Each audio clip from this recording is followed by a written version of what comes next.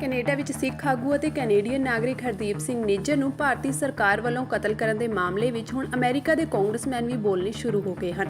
America ਦੇ ਵੱਖ-ਵੱਖ ਕਾਂਗਰਸਮੈਨਾਂ ਨੇ ਭਾਰਤ ਵੱਲੋਂ ਅਮਰੀਕਾ ਵਿੱਚ ਸਿੱਖ ਆਗੂ ਦੇ ਕਤਲ ਅਤੇ ਅਮਰੀਕਾ ਵਿੱਚ ਸਿੱਖਾਂ ਦੀ ਸੁਰੱਖਿਆ ਤੇ ਫਿਕਰਮੰਦੀ ਪ੍ਰਗਟ ਕੀਤੀ ਹੈ।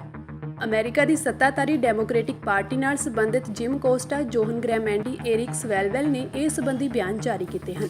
ਕੈਲੀਫੋਰਨੀਆ ਤੋਂ ਡੈਮੋਕ੍ਰੈਟ ਰਿਪਰੈਜ਼ੈਂਟੇਟਿਵ ਜਿਮ ਕੋਸਟਾ ਨੇ ਕਿਹਾ ਕਿ ਉਹ ਕੈਨੇਡੀਅਨ ਸਿੱਖ ਆਗੂ ਹਰਦੀਪ ਸਿੰਘ ਨਿੱਜਰ ਦੇ ਕਤਲ ਤੋਂ ਕਾਫੀ ਫਿਕਰਮੰਦ ਹਨ ਅਤੇ ਹਾਊਸ ਦੀ ਫੋਰਨ ਅਫੇਅਰ ਕਮੇਟੀ ਦੇ ਮੈਂਬਰ ਹੋਣ ਦੇ ਨਾਤੇ ਇਸ ਮਾਮਲੇ ਤੇ ਆਫੀਸ਼ੀਅਲ ਬਰੀਫਿੰਗ ਦੀ ਮੰਗ ਕਰਦੇ ਹਨ। ਉਨ੍ਹਾਂ ਕਿਹਾ ਕਿ ਦੋਸ਼ੀਆਂ ਨੂੰ ਸਜ਼ਾ ਦੇਣ ਲਈ ਸਾਨੂੰ ਇਸ ਮਾਮਲੇ ਦੀ ਤਹਿ ਤੱਕ ਜਾਣਾ ਚਾਹੀਦਾ ਹੈ। ਅਮਰੀਕਨ ਸਿੱਖ ਕਾਂਗਰੈਸ਼ਨਲ ਕਾਕਸ ਦੇ ਚੇਅਰਮੈਨ ਜੋਹਨ ਗ੍ਰੈਮੈਂਡੀ ਨੇ ਕਿਹਾ ਕਿ ਕੈਨੇਡੀਅਨ ਨਾਗਰਿਕ ਹਰਦੀਪ ਸਿੰਘ ਨਿੱਜਰ ਦੇ ਕਾਤਲਾਂ ਨੂੰ ਸਜ਼ਾ ਹੋਣੀ ਚਾਹੀਦੀ ਹੈ। ਉਨ੍ਹਾਂ ਨਿੱਜਰ ਦੇ ਪਰਿਵਾਰ ਨਾਲ ਇਸ ਦੁੱਖ ਦੀ ਘੜੀ ਸੰਵੇਦਨਾ ਦਾ ਪ੍ਰਗਟਾਵਾ ਕੀਤਾ।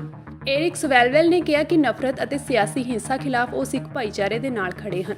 ਉਨ੍ਹਾਂ ਕਿਹਾ ਕਿ ਅਮਰੀਕਾ ਅਤੇ ਬਾਕੀ ਦੁਨੀਆ ਵਿੱਚ ਸਿੱਖਾਂ ਨੂੰ ਸ਼ਾਂਤੀ ਨਾਲ ਰਹਿਣ ਦਾ ਹੱਕ ਹੈ। ਉਨ੍ਹਾਂ ਕਿਹਾ ਕਿ ਭਾਰਤ ਸਰਕਾਰ ਵੱਲੋਂ ਸਿੱਖ ਐਕਟਿਵਿਸਟਾਂ ਨੂੰ ਵੱਖ-ਵੱਖ ਮੁਲਕਾਂ ਵਿੱਚ ਨਿਸ਼ਾਨਾ ਬਣਾਉਣ ਦੀਆਂ ਖਬਰਾਂ ਤੋਂ ਉਹ ਫਿਕਰਮੰਦ ਹਨ ਅਤੇ ਬਤੌਰ ਹੋਮਲੈਂਡ ਸੁਰੱਖਿਆ ਦੇ ਮੈਂਬਰ ਉਹ ਇਸ ਸਥਿਤੀ ਬਾਰੇ ਹੋਰ ਜਾਣਨਾ ਚਾਹੁੰਦੇ ਹਨ। ਉਨ੍ਹਾਂ ਕਿਹਾ ਕਿ ਸਿੱਖਾਂ ਦੀ ਸੁਰੱਖਿਆ ਨੂੰ ਯਕੀਨੀ ਬਣਾਉਣ ਲਈ ਉਹ ਸਥਾਨਕ ਅਤੇ ਫੈਡਰਲ ਸਰਕਾਰ ਦੇ ਅਧਿਕਾਰੀਆਂ ਨਾਲ ਮਿਲ ਕੇ ਯਤਨ ਕਰਨਗੇ।